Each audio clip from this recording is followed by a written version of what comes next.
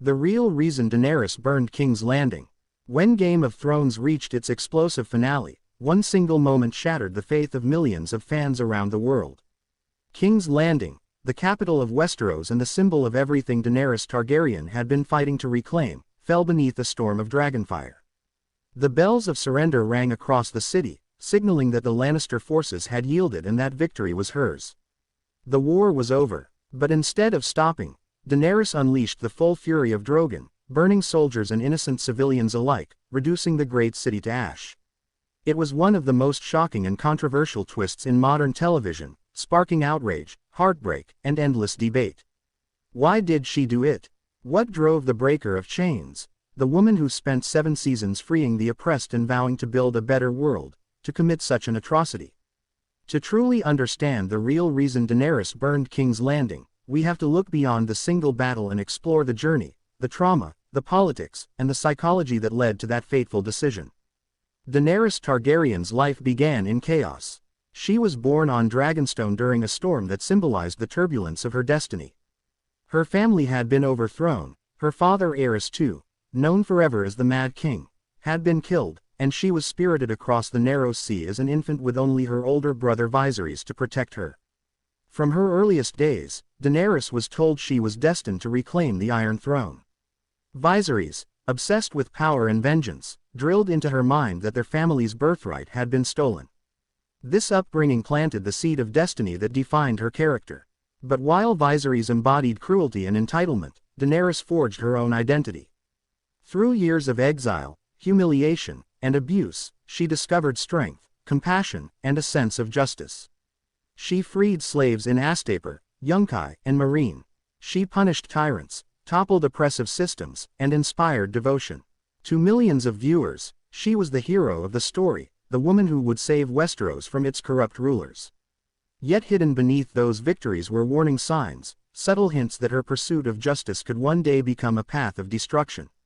From the very beginning, Daenerys associated fire with liberation. Her dragons were more than weapons, they were symbols of her destiny and extensions of her very soul. Every major triumph she achieved came through fire. She burned the Khals alive in Vaes Dothrak to unite the Dothraki under her command. She crucified the masters of Meereen as retribution for the suffering they caused. She executed the Tarlys with dragonfire for refusing to bend the knee. Each act was justified as necessary to free the innocent and destroy tyranny, and because her enemies were undeniably cruel, audiences often cheered her on. But these moments also revealed a dangerous pattern. Daenerys believed that her moral vision was absolute and that anyone who stood against her was not just an opponent, but an obstacle to a better world. Fire became not only a tool of liberation but a weapon of judgment. Over time, her victories reinforced the belief that overwhelming force was the surest path to justice. The Targaryen legacy loomed large over her choices. Every time a Targaryen is born, the gods flip a coin. The saying goes, one side greatness, the other madness. Her father's infamous descent into paranoia and cruelty cast a long shadow. Aerys II planned to burn King's Landing to the ground rather than lose it, earning the name, Mad King. Daenerys spent her life rejecting comparisons to her father, vowing she would not be like him. Yet the irony of her fate is that in fighting so hard to be different, she followed a path that eerily echoed his. The Targaryen coin toss is not just about bloodline, it's about the intoxicating effect of absolute power. Daenerys had dragons, armies, and the unwavering devotion of her followers. Power like that does not simply corrupt in a single instant, it erodes slowly, convincing the wielder that their judgment is infallible and that any act, no matter how violent, can be justified in the name of a greater good. By the time Daenerys arrived in Westeros, she had already endured devastating personal losses. She lost Khal Drogo, the first person who gave her both love and strength. She lost Esser Barristan Selmy, a wise counselor who might have steadied her. She lost Viserion to the Night King's spear, a wound that was both strategic and deeply emotional. Later, Rhaegal was shot from the sky by Euron Greyjoy's scorpions, leaving her with only one dragon, her last living child. Each loss was a blow to her heart and a reminder of the fragility of her dream.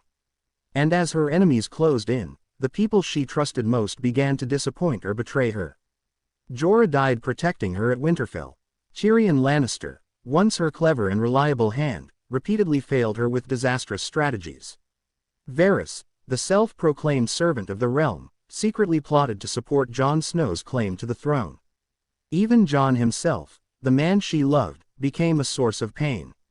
His true heritage as Aegon Targaryen gave him a stronger claim to the Iron Throne, and though he professed loyalty, his honesty with others undermined her confidence. For a woman who had spent her life surrounded by betrayal and treachery, these cracks in her inner circle were more than political, they were deeply personal. Isolation became the crucible of Daenerys's transformation.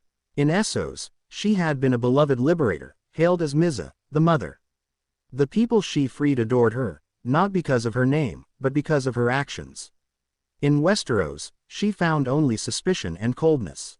The people of the north saw her as a foreign invader. The lords of Westeros whispered about her dragons and questioned her motives. Even her closest allies began to treat her with cautious distance. When she realized that she could not inspire the same love in Westeros that she had enjoyed in Essos, she turned to the only alternative. Let it be fear then, she tells Jon in a chilling moment. If she could not win hearts, she would conquer minds through terror. The death of Missandei, her closest friend and confidant, was the final breaking point.